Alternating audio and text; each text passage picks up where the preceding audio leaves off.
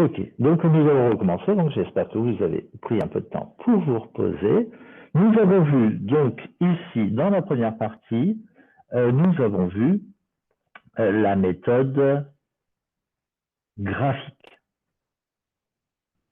Alors cette méthode graphique est, ma foi, bien intéressante, mais elle est relativement limitée. Comme on l'a vu tout à l'heure, un de vos camarades a dit il y a trop de variables. Non, il n'y avait pas trop de variables, il y avait trop peut-être de contraintes, puisqu'il y en avait 5 de contraintes. Il y avait la non-négativité et 3 contraintes directes. Mais il n'y avait que 2 variables. Nous n'avions que 2 produits, le produit D1 et le produit D2. Dès que nous aurons plus de 3 variables, eh bien, malheureusement, on ne sera plus capable de le représenter. Et donc, il n'y a plus de méthode graphique, puisque si on ne peut plus représenter, il n'y a plus de méthode graphique. Donc, comme on sait que dans la réalité, vous m'entendez toujours, hein, c'est bon? Oui, je peux avoir une réponse? Oui, on vous entend. D'accord, d'accord. Non, non, c'est parce que là, mon ordinateur me dit qu'il y a des problèmes avec le réseau, c'est pour ça. Donc, si vous ne m'entendez plus, c'est embêtant. Donc, si on n'a plus de 2 variables, bon, 3, 4, 5, ce qui est la plupart du temps le cas, puisque quand vous êtes dans une entreprise, il est très rare que l'entreprise ne produise que 2 produits. On en a 2, 3, 4, 5, 10, 25. Et donc, à ce moment-là, la question va se poser avec autant de variables que de produits. Et très vite, on est relativement limité par la méthode graphique. Donc, on va avoir une nouvelle méthode, une méthode qui s'appelle la méthode du simplex. Alors, la méthode du simplex ne va fonctionner que toujours pour les programmes linéaires, mais cette fois-ci, va pouvoir fonctionner avec un nombre de variables relativement important. Alors, elle va se situer elle va se faire en 3 étapes. En gros, c'est simple. Comme nous avons remarqué tout à l'heure que pour que ça fonctionne, eh bien, il serait bon d'être, pour que ça fonctionne, il serait bon d'être sur la frontière du polyèdre, c'est-à-dire optimiser les contraintes. Eh bien, l'idée va être, de la méthode du simplex, d'aller de sommet en sommet jusqu'au moment où on va trouver la bonne solution, si on la trouve. Cette méthode ne nous donne pas le chemin le plus court pour y arriver, mais nous donne un chemin qui, normalement, devrait finir par nous amener à la bonne solution. Donc, que va-t-on faire? Dans un premier temps, on va initialiser l'algorithme avec une solution admissible qui ne sera pas la bonne, mais qu'on va prendre au hasard. En général, on prend 0, 0, on prend le point d'origine, c'est-à-dire on ne produit rien, par exemple. Ce ne sera pas la bonne solution, mais c'est une solution qui est toujours admissible. Deuxième étape, on va créer des itérations, c'est-à-dire on va créer une façon de passer d'un sommet à un autre. Troisième étape, on va devoir avoir un critère d'arrêt, le critère qui nous dit, eh bien maintenant, on s'arrête parce qu'on a la bonne solution. Donc, c'est 3 étapes.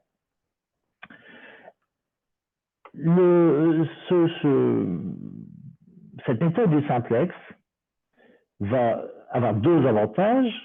Le premier, je l'ai dit en introduction, c'est qu'on va pouvoir gérer efficacement des problèmes de grande taille, donc avec beaucoup de contraintes et beaucoup de variables, ce qui est malheureusement souvent le cas lorsqu'on veut appliquer la méthode en entreprise.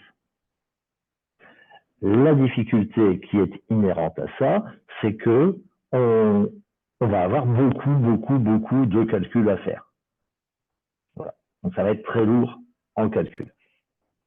Deuxième avantage qu'il y a, c'est qu'on va avoir ce que l'on appelle une analyse de la sensibilité.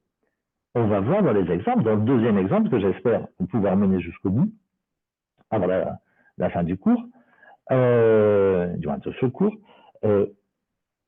on va voir que la méthode du simplex va nous indiquer dans les contraintes, eh bien, quelles sont celles que l'on va épuiser, c'est-à-dire, par exemple, si on veut faire un gâteau et que pour la recette du gâteau, il nous faut 3 œufs et que l'on a un certain nombre d'œufs, il nous faut de la farine et une certaine quantité de farine, eh bien, on va voir, en fin de compte, quelle est la contrainte qui va nous limiter, c'est-à-dire, et quelle est celle pour laquelle il nous restera un ingrédient. On n'aura peut-être plus d'œufs, mais il nous restera peut-être de la farine.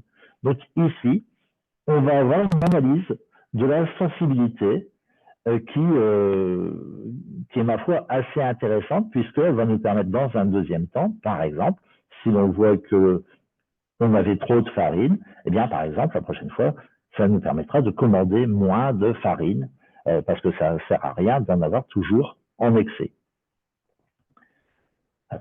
Donc, pour commencer, on va faire un tout petit peu de vocabulaire. Lorsqu'on a lorsque l'on a un système comme celui-ci, c'est-à-dire un système dans lequel on va avoir la non-négativité. Lorsque l'on va avoir des inférieurs ou égales pour les contraintes, on est bien d'accord, ça c'est ma non-négativité. Ça, c'est l'ensemble de mes contraintes qui pourraient être données dans un texte. Lorsqu'on aura l'ensemble de mes contraintes qui sont dans ce sens-là, et lorsque l'on a la fonction objectif qui est à maximiser, on va dire qu'on a une mise en équation canonique. Alors, si vous vous souvenez des exemples qu'on a traités, le premier exemple, on avait des inférieurs ou égales à 100, on voulait maximiser le bénéfice, on avait une forme canonique. Le deuxième exemple, c'était la même chose, on avait inférieur à 18, inférieur à 8, inférieur à 14, et on voulait maximiser, on avait une forme canonique.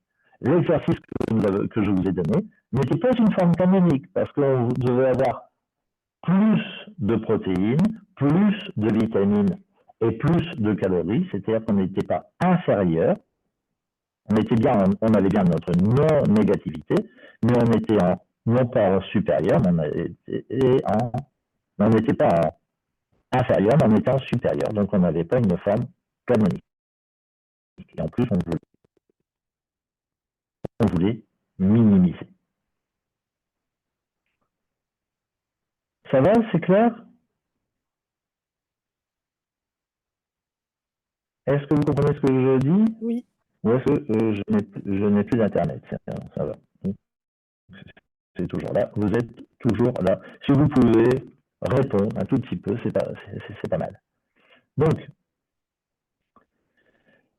ici, quand on va avoir cette forme-là, on aura ce qu'on appelle une forme canonique. Pour pouvoir utiliser la méthode du simplex, nous serons à chaque fois obligés de passer de la méthode canonique de la mise en équation canonique à une mise en équation du type standard. Pour ce faire, on va introduire ce qu'on appelle des variables d'écart.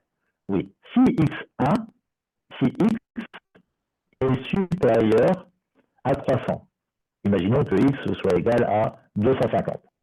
Eh bien, on voit bien que 250, excusez-moi, excusez-moi, je reprends, c'était pas supérieur, mais c'est inférieur. Donc, je reprends. Donc, imaginons que x soit inférieur à 300. Imaginons 250. 250 est inférieur à 300. Qu'est-ce que ça veut dire? Ça veut dire que l'on doit rajouter quelque chose à 250 pour arriver à 300. Il nous manque combien? Il nous manque 50, vous êtes bien d'accord? Puisque 250 plus 50 est égal à 300. Donc ici, on va introduire, à chaque fois que l'on va avoir une contrainte, on va introduire ce que l'on va appeler une variable d'écart. X inférieur à 300, ça veut dire que x1 plus une variable est égale à 300, puisque si elle vaut 250, 250 plus quelque chose est égal à 300. x2 devait être inférieur à 400, dans mon exemple juste avant. x1 plus x2 est inférieur à 500, et 2x1 plus x2 est inférieur à 700.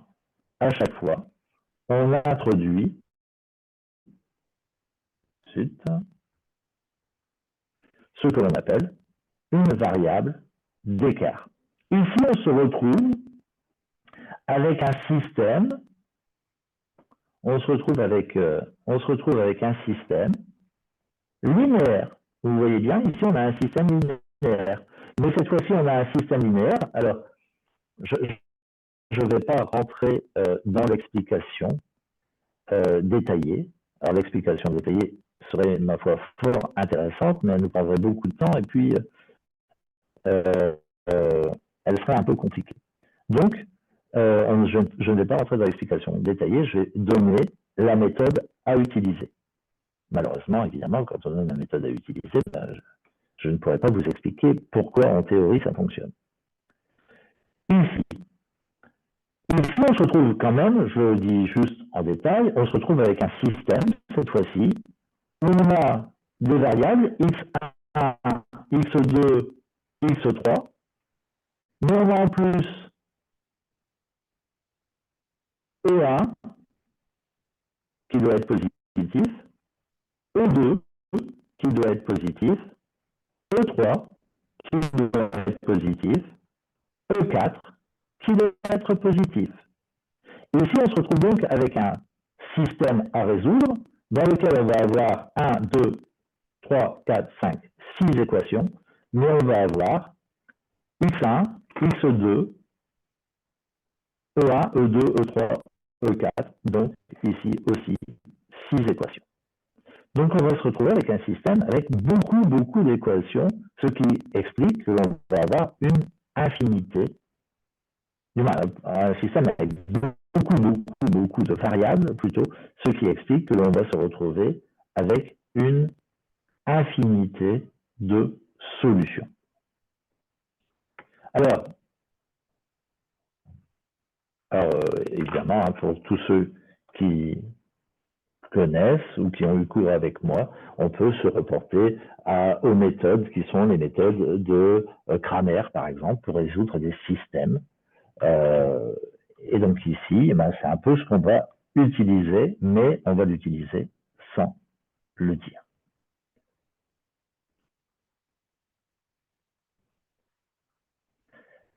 Est-ce que c'est clair à peu près?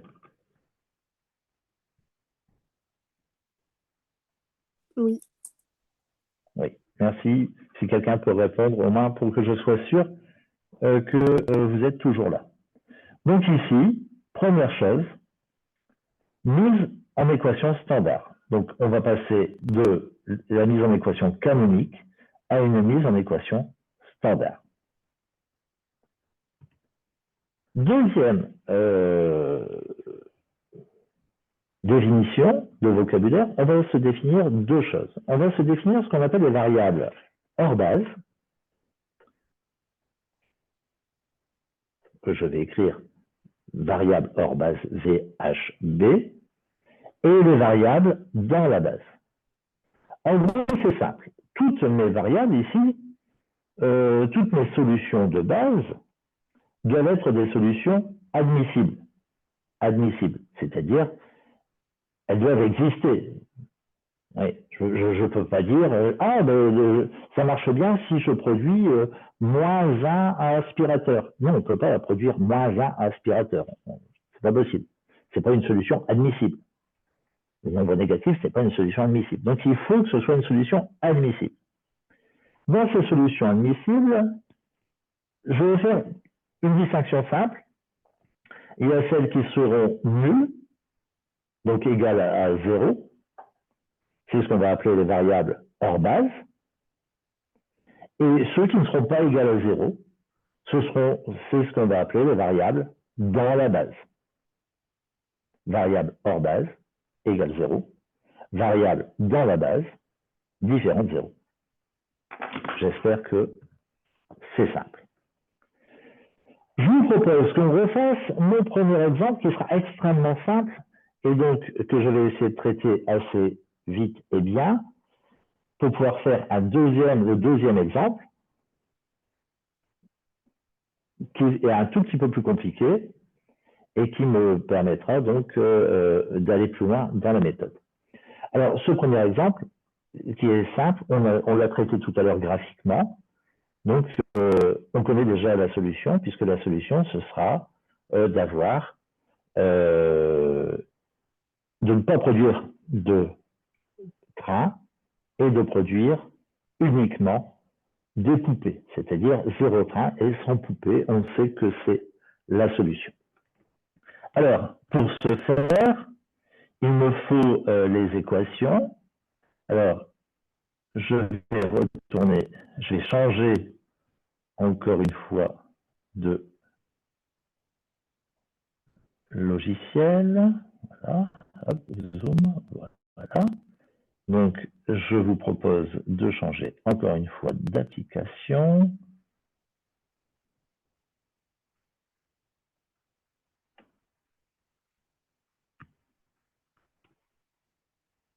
Voici. Vous voyez quoi apparaître sur votre...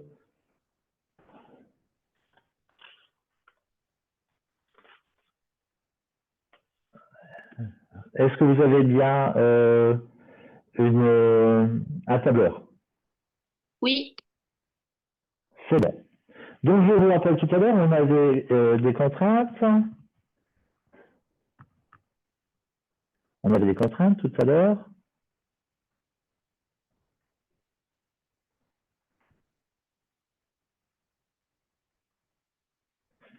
Alors, qu'est-ce qui se passe?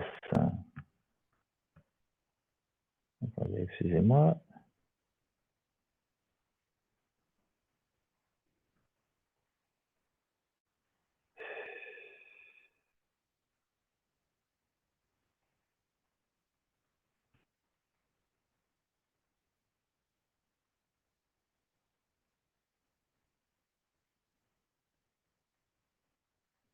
Excusez-moi, j'ai un tout petit problème. Alors, parce que vous m'entendez, mais il est en train de me dire...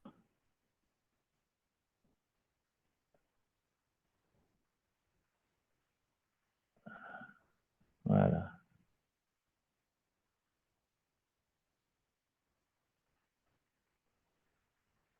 Il est en train de me dire que j'ai pas Internet, ce qui n'a aucun sens, puisque vous m'entendez.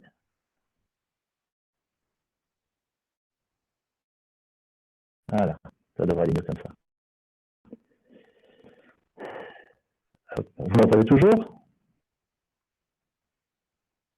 Oui, c'est bon. Oui, non,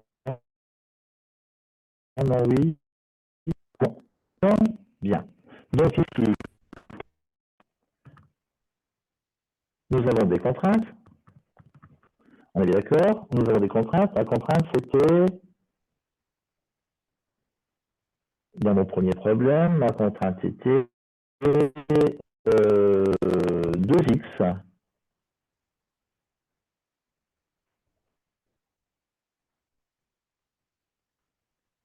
Alors, excusez-moi, je vais reprendre comme ça. Voilà. J'ai été perturbé par mon problème d'Internet. Alors, je vais retourner là une seconde.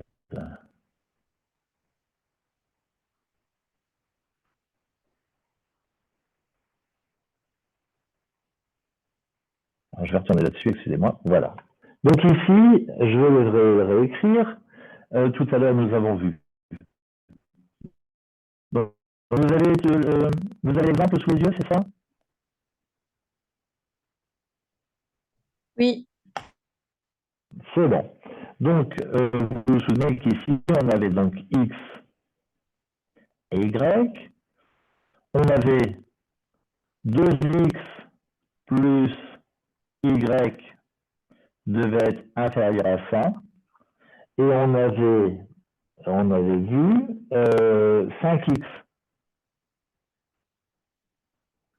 plus 4y, c'était ma fonction qui devait être maximisée. Ici, on peut remarquer, donc, puisque lui devait être positif et lui devait être positif, c'est ce qu'on appelle une mise en équation sous la forme canonique. On va passer cette mise en équation sous la forme standard. Pour l'avoir sous la forme standard, on doit avoir x positif, y positif. On n'a qu'une seule contrainte. Donc 2x plus y plus une variable d'écart E1 égale 100.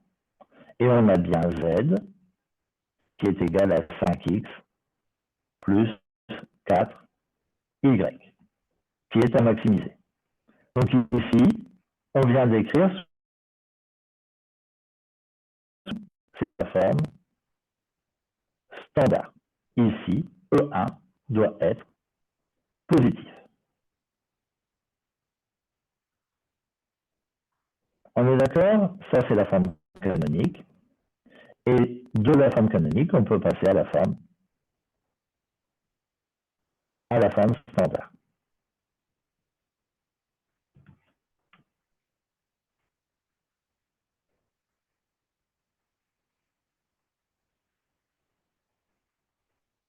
Alors, je vais retourner.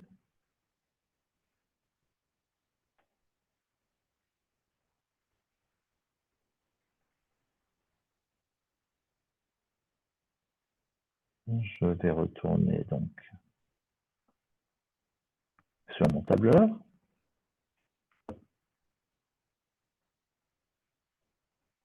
Vous avez mon tableur. Donc ici, j'avais une contrainte qui était 2x plus y plus E1 égale 100. Et ici, j'avais une fonction objectif qui est z égale 5x plus 4y.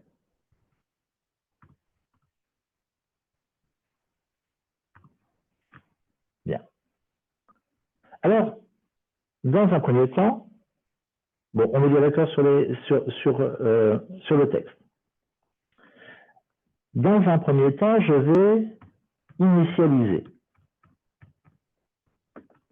Pour mon initialisation, je vais prendre une solution admissible qui fonctionne, qui n'est pas la bonne. Je sais qu'elle a toutes les chances de ne pas être la bonne, mais je vais la choisir quand même. Je vais prendre x égale 0 et y égale 0. Donc, si je vois par rapport au vocabulaire que j'avais tout à l'heure, j'ai les variables hors base et les variables dans la base. en variable hors base, c'est-à-dire, ça veut dire quoi? Ça veut dire quand c'est égal à 0, eh bien j'ai x, j'ai y, et dans les variables dans la base, celles qui ne seront pas égales à 0, eh bien j'ai E1. Ben oui, c'est tout à fait logique, puisque j'ai besoin d'un certain nombre d'heures de travail, j'ai 100 heures de travail, et je vois bien que si je ne produis rien, ben, je n'ai pas besoin d'heures de travail, donc E1 est égal à 100, tout simplement. Ça va, c'est clair ça?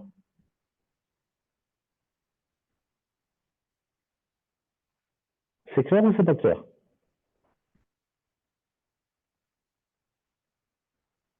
C'est clair. Merci de votre réponse. Alors, je mets ça dans un tableau. Dans le tableau, je vais mettre quoi? Je vais mettre toutes mes variables, base ou pas base, x, y, E1. Je vais mettre ma constante et je vais mettre un quotient. Alors, le quotient ici, je le mets, mais il ne me servira à rien parce que mon exemple est particulièrement simple. Ça, je le mets horizontalement. Verticalement, je vais mettre mes variables dans la base. Ici, je n'ai qu'une variable dans la base et je vais mettre ma fonction objectif. Je vais remplir, comment vais-je remplir mon tableau? Eh bien, ici, dans mes contraintes, je le prends, j'avais ça ici, j'ai 2, 1, 1, donc ici, j'ai 2, 1, 1, en 0 constante.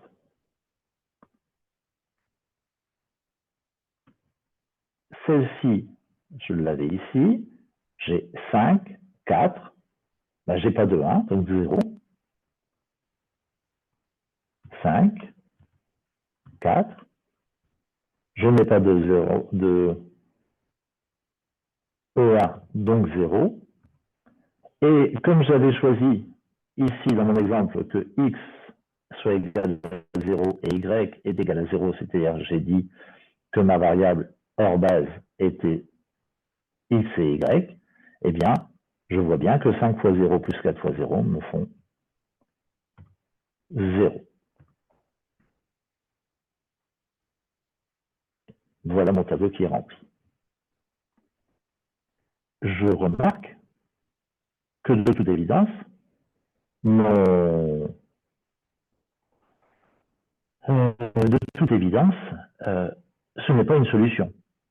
Ce n'est pas la solution qui va optimiser. Vous serez bien d'accord avec moi, puisque je ne produis rien.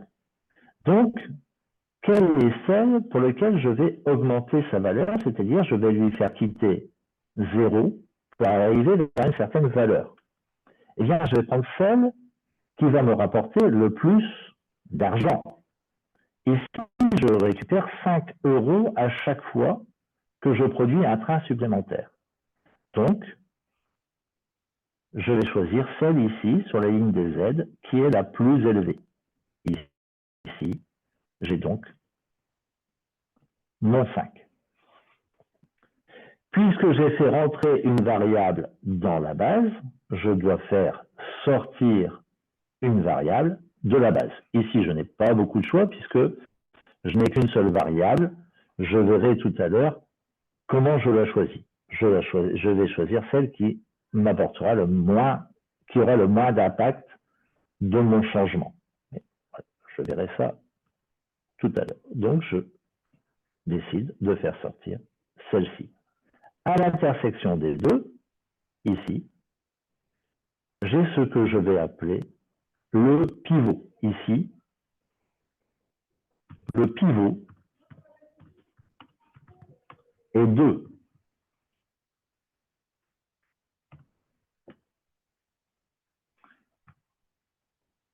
Alors, regardons ici, variable hors base, variable dans la base. La variable hors base, j'ai fait quoi? eh bien, mon y est toujours égal à 0. Mon x, je ne veux plus qu'il soit égal à 0. Et donc, il rentre dans la base. Et qu'est-ce qui prend sa place? Eh bien, ce qui prend sa place, c'est E1. Donc ici, dans mon tableau, maintenant il va bien falloir comprendre, dans mon tableau, ce que je vais faire, c'est que je vais remplacer E1 par mon x, puisque le x vient de prendre la place de E1. Je vais remplacer mon E1 par x. Et je vais calculer ce que ça va me donner pour z. Alors, ici, cette ligne-là, c'est la première ligne, c'était la première ligne de mon tableau. Eh bien, elle n'est pas difficile à obtenir. Cette première ligne, je vais diviser tous les coefficients par la valeur de mon pivot. Je fais donc chacun des coefficients qui sont là, je vais les diviser par la valeur de mon pivot, c'est-à-dire que je vais faire ça divisé par la valeur de mon pivot, c'est-à-dire par ça. Alors, ici, je vais rajouter un petit $. Voilà. Donc, 2 divisé par 2.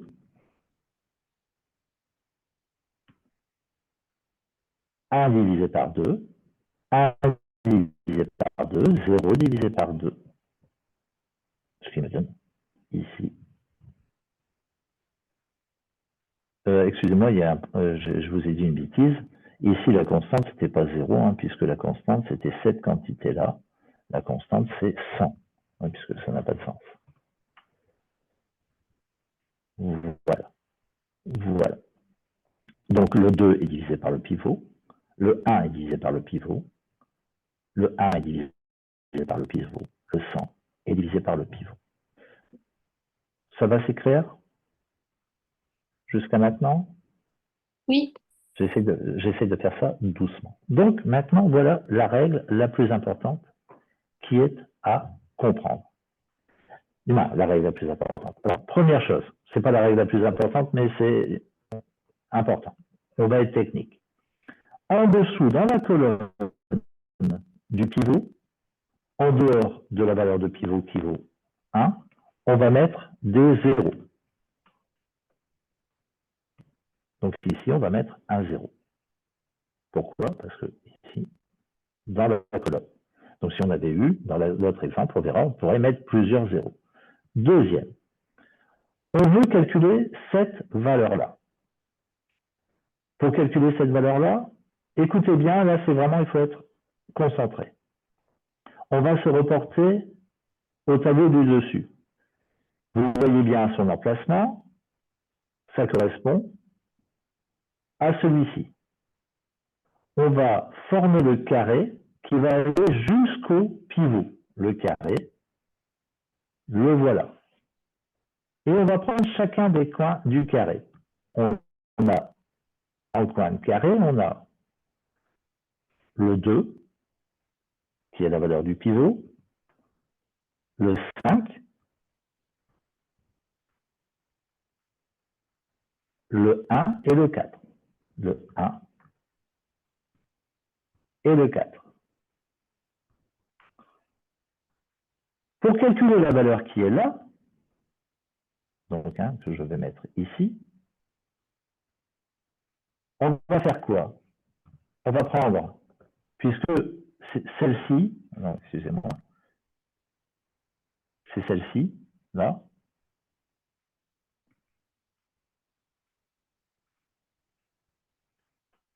ça correspond à ça. Donc on va faire 4 moins la multiplication de la diagonale divisée par la valeur du pivot. Donc moins ça fois ça divisé par ça. Ça me fait 1,5. Donc la valeur qui est là, c'est ça moins ça fois ça, divisé par ça. Alors, pour ceux qui se souviennent des déterminants, ça ressemble quand même fortement. Pour calculer celui-ci, ça correspond à celui-ci. Pour ce faire, on va aller jusqu'au pivot. Cette fois-ci, nous avons un rectangle. On est bien d'accord? On va prendre les 4 coins du rectangle. 2, 5, 1, 0. 2, 5, 1, 0. On est bien d'accord? Pour calculer celui-ci, c'est-à-dire qu'on part de ça, on va aller jusque-là. Ça nous fait ce rectangle. Et on ne prend que les 4 coins. Pour le calculer, c'est égal à ça moins ça fois ça divisé par ça.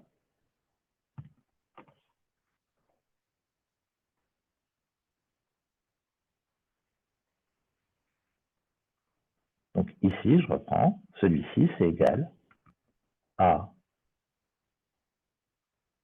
ça moins ça fois ça divisé par le pivot. Pour calculer celui-ci qui sera mon dernier, on va prendre jusqu'au pivot et on va prendre les 4 coins. C'est-à-dire que ici, celui-ci, c'est égal à ça moins ça fois ça divisé par ça.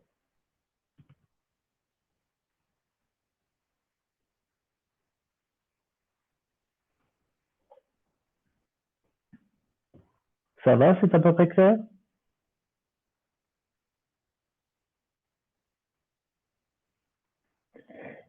Ici, une fois qu'on a fait ceci, on a donc initialisé, puis on a itéré. Est-ce que les critères de fin sont bons? Le critère de fin serait que sur cette ligne Z, je n'ai que des nombres égaux à 0 négatifs. Il se trouve que cette solution ici, qui correspond au fait de ne produire que des trains, n'est pas la solution optimale.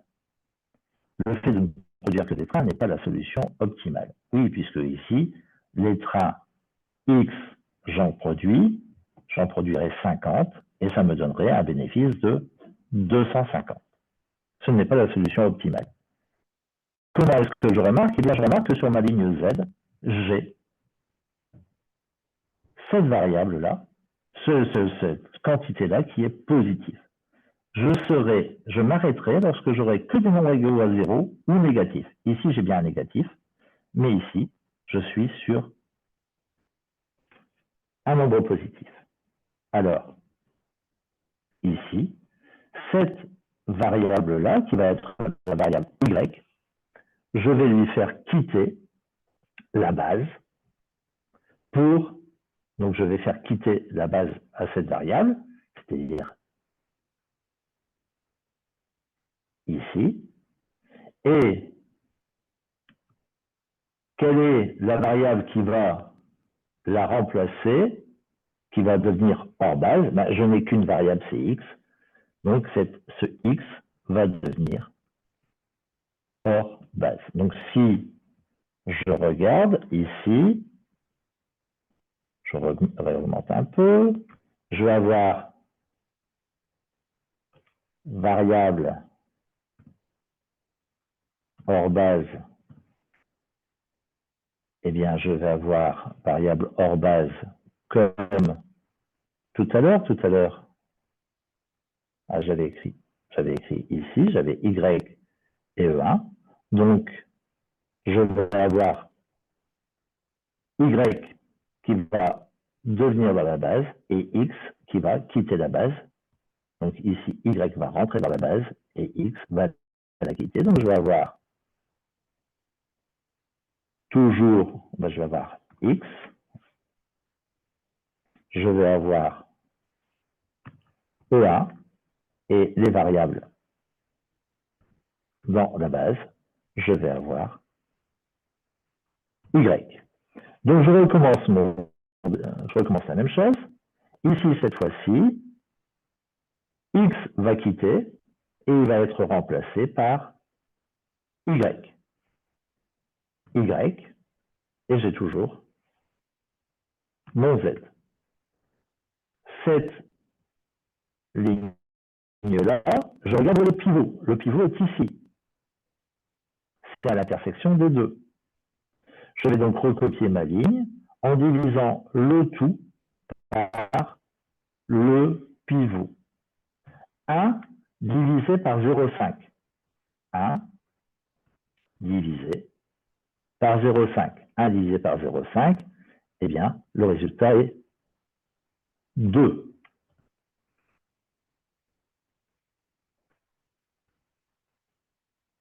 0,5 divisé par 0,5, le résultat est 1. 0,5 divisé par 0,5, le résultat est 1. 50 divisé par 0,5, le résultat est 100. Dans la colonne du pivot, je rajoute un 0. Et maintenant, je vais remplir. Je veux ici remplir celle-ci. Celle-ci correspond à celle-ci. Je vais aller jusqu'au pivot dans mon rectangle, le voilà. J'ai donc les valeurs ici. J'ai donc les valeurs 1, 0,5,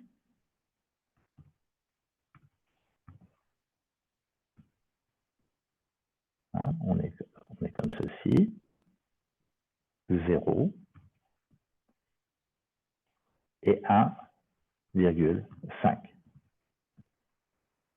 Le résultat que j'ai, il est ici, c'est celui-là, on est bien d'accord, donc c'est celui qui correspond au 0. Donc c'est égal à 0 moins la diagonale. Alors là, vous voyez, c'est un petit peu différent de tout à l'heure, puisque tout à l'heure, le pivot était à gauche, maintenant le pivot est à droite, mais ça ne change rien, on fait 0 moins la diagonale, c'est-à-dire ça fois ça, divisé par ça. Ça me fait moins 3. Donc ici, celui-ci, c'est 0 moins, donc égal, reprenons, je suis trop rapide là. Donc celui-ci là, ça correspond à celui-ci, donc c'est égal à 0 moins ça fois ça, divisé par ça. Moins 3. Ici, j'ai 0. Ici, celui-ci correspond à celui-ci. Ça me fait ce carré-là. Donc ici, c'est égal à celui-ci, moins ça fois ça, divisé par ça. Moins 4. Celui-ci, ça me fait ici, je fais le rectangle. Je fais le rectangle qui est là. Je prends les 4 coins. Celui-ci, c'est égal à ça, moins ça fois ça, divisé par ça. Moins 400. Ça y est, j'ai fait le tour.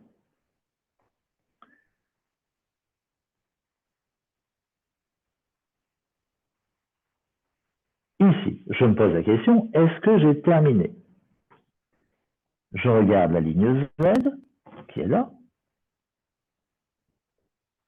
Et sur cette ligne Z, je regarde moins 3, 0, moins 4, moins 400. Je vois que tous les chiffres là sont négatifs ou nuls. J'ai donc terminé. Je vais maintenant lire. Ben, je lis horizontalement. Ici, Y égale, horizontalement, si je regarde, Y égale 100. Y égale 100. Le bénéfice, alors, le bénéfice, Z égale, alors moins 400, donc c'est pas moins 400, le moins on l'enlève, Z égale 400. Que vaut X? Eh bien ici, on voit que X est toujours hors base, donc puisque X est toujours hors base, X égale 0. Ma solution était de ne pas produire de train et de ne produire que des poupées, et mon bénéfice maximum était de 400. Voilà, j'ai terminé la méthode du pivot. C'est un peu technique, mais c'est relativement simple. Alors, dans ces conditions, je vais faire mon deuxième exemple. Mon deuxième exemple.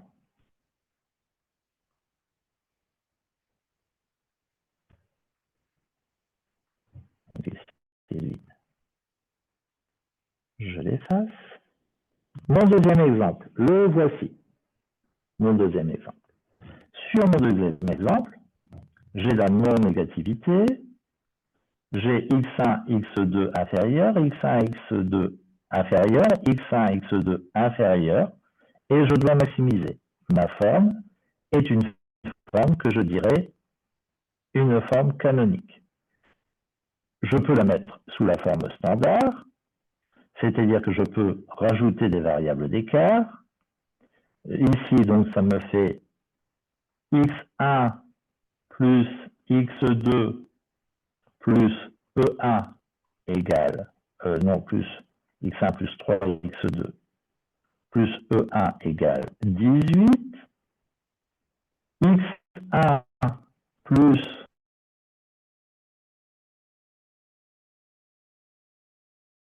x2 plus e2 égale 8.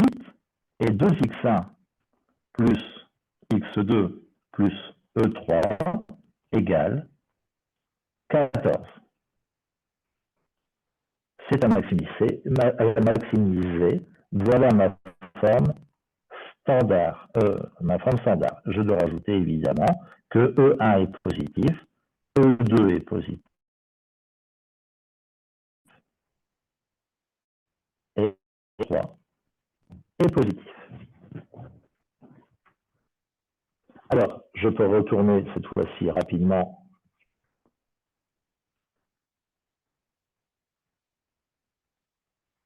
sur mon application.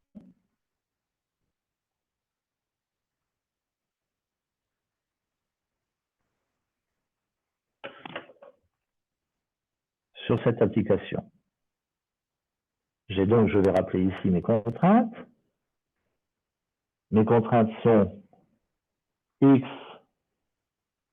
plus 3y, x1, x2, je vais décider x et y, plus E1 égale 18. La deuxième,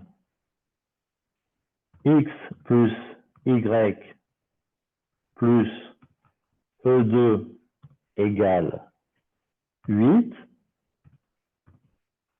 Et la troisième, 2x plus y plus E3 égale 14. Voici mes contraintes. Et à optimiser, j'avais 2x plus 4y. Z égale 2x plus 4y. Je vais initialiser. Pour initialiser, je vais mettre mes variables hors base et mes variables dans la base. Dans mes variables hors base, je vais mettre x et y, c'est-à-dire je vais considérer x égale 0 et y égale 0. Et qu'est-ce que j'ai dans la base? Eh bien, j'ai E1, E2, E3. Je vais donc me faire un petit tableau. Ici, je vais mettre x, y, E1, E2, E3. Je vais rajouter la constante et je vais rajouter le quotient. Verticalement, je vais mettre mes variables hors base. E1, E2,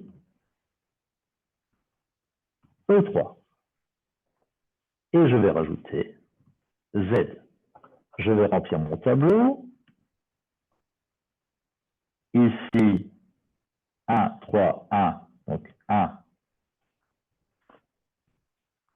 3, 1, 0, 0. Et une constante de 18. Le deuxième, 1, 1. Je n'ai pas de E1, donc 0. Et j'ai un E2, 1. Je n'ai pas de E3. Et ma constante est de 8. 2, 1, 0, 0, 1. Une constante de 14. Ici, 2, 4. Je n'ai pas de E1, E2, E3.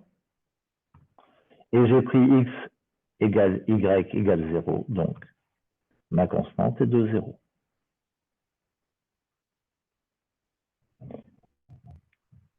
Je me pose la question de savoir, et on va juste faire ça, je me pose la question de savoir quelle variable je vais rentrer dans la base. C'est-à-dire ici, qu'est-ce qui va me rapporter le plus d'argent? Ben, on voit ici que c'est le 4 qui me rapporte le plus d'argent. Donc ici, puisque c'est le 4 qui me rapporte le plus d'argent, voilà la colonne. Donc quand je prends variable hors base et variable dans la base, je vois que ici, j'avais x et y, et bien mon y, je vais le faire passer de la variable de 0 à un nombre. Mais pour ce faire, je vais devoir savoir qui va la remplacer. Donc, celle qui aura le moins d'impact. Pour ça, eh bien, je vais prendre ma constante, je vais la diviser par la valeur qui est dans la colonne.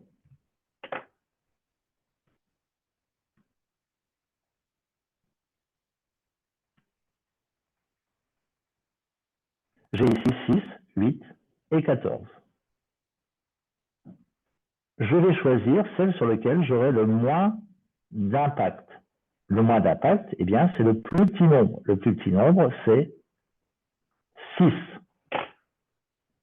La variable qui va remplacer, qui va sortir de la base, ce sera donc E1. Le pivot, ce sera donc 3. Je vais donc ici recommencer. Le X1, et je vais m'arrêter là, ne vous inquiétez pas, le X1 va être remplacé par le Y. Le E2 restera E2. Le E3 restera E3. Et j'ai toujours le Z. Ici, sur cette ligne-là, eh bien, je fais comme tout à l'heure. Je la réécris en divisant chacune des valeurs par le pivot. Je mets un petit dollar qui est là.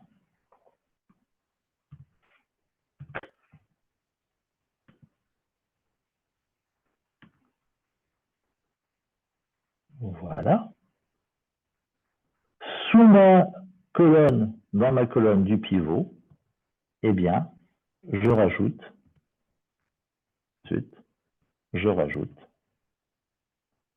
des zéros. Et maintenant, je recommence à calculer de la même manière qu'à l'exemple précédent. Je vais terminer lorsque, sur la ligne Z, je n'aurai que des nombres négatifs et je pourrai lire les valeurs directement. Donc là, il est l'heure et j'ai entendu des étudiants qui toussaient. Je vais donc m'arrêter là. Est-ce que vous avez des questions?